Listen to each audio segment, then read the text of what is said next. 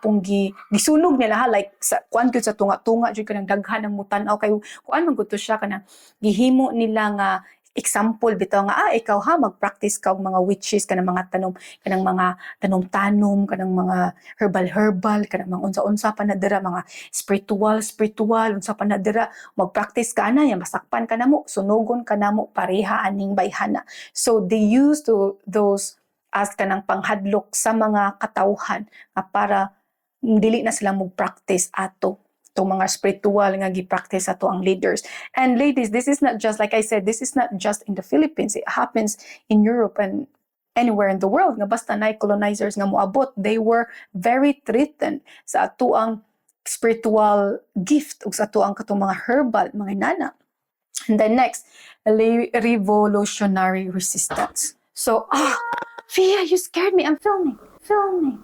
And then next, we have the revolutionary resistance. Okay, so of course, you know, many Filipinos and Filipinas were not happy of the situation ug ang mga ginabuhat sa mga Spaniards nato. So of course, there was a revolutionary resistance. And this is another story.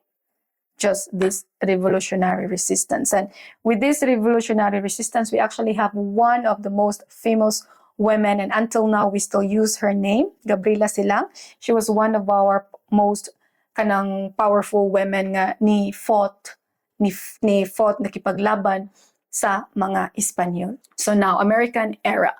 From 1898 to 1946, and to the, I would say, to the current situation, current time na to karon kay mao ra man gyapon yang ato ang sistema karon mo kuan man gyapon kayo very American style man gyapon kayo because like I said earlier they made it in a way nga it's easy for them to extract money and wealth from our country.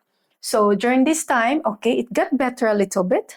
We have now a universal education, and that is why now many of us Filipinos can understand and can speak American English because of this universal education that the American imposed when when nidaog sila versus Spanish, kaya nagwar ni sila. Na napildi man ng Spaniards, o American time na, so mao na ni nahitabo.